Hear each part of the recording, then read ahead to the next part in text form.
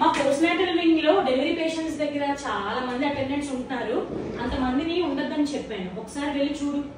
Delivery అయ్యాక mother ని, new Born బేబీని చూద్దామని లవ్ అండ్ ఎక్సైట్మెంట్ తో చాలా మంది హాస్పిటల్కి వస్తూ ఉంటారు.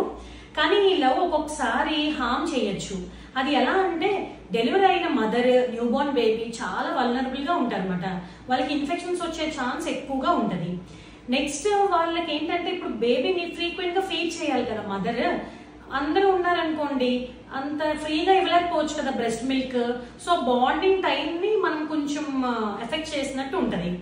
నెక్స్ట్ మదర్ కూడా నైట్ నిద్ర ఉండకపోవచ్చు కదా, మనం అస్తమానం వెళ్ళి డిస్టర్బ్ చేస్తూ ఉంటే రెస్ట్ ఉండదు కదా. ఈ రెస్ట్ లోనే హీలింగ్ అనేది బాగా జరుగుతుంది మదర్ కి కూడా.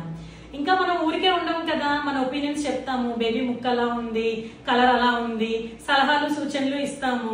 వాళ్ళు అనవసరంగా కన్ఫ్యూజ్ అవుతారు, యాంగ్జైటీకి గురవుతారు. వాళ్ళ మదర్ యొక్క ఎమోషన్స్ అవి ఎఫెక్ట్ అవ్వచ్చు. నెక్స్ట్ హాస్పిటల్కి రావడం వల్ల మిగతా పేషెంట్స్ కూడా కొంచెం డిస్టర్బెన్స్ కదా. ఇదివరకు పురుటిమయ్యలు అనేవాళ్ళు కదా కొన్ని కల్చర్స్ లో, అది యాక్చువల్ గా మంచిదేనేమో. ఇలా జర్మ్స్ అది స్ప్రెడ్ అవ్వకుండా మదర్ కి బేబీకి కొంచెం రెస్టింగ్ టైం, బాండింగ్ టైం ఉండడానికి. సో ప్లీజ్ మీకు ఏంటంటే బేబీకి మదర్ కి మీరు ఇవ్వగలిగిన మంచి గిఫ్ట్ ప్రైవసీ అండ్ పీస్.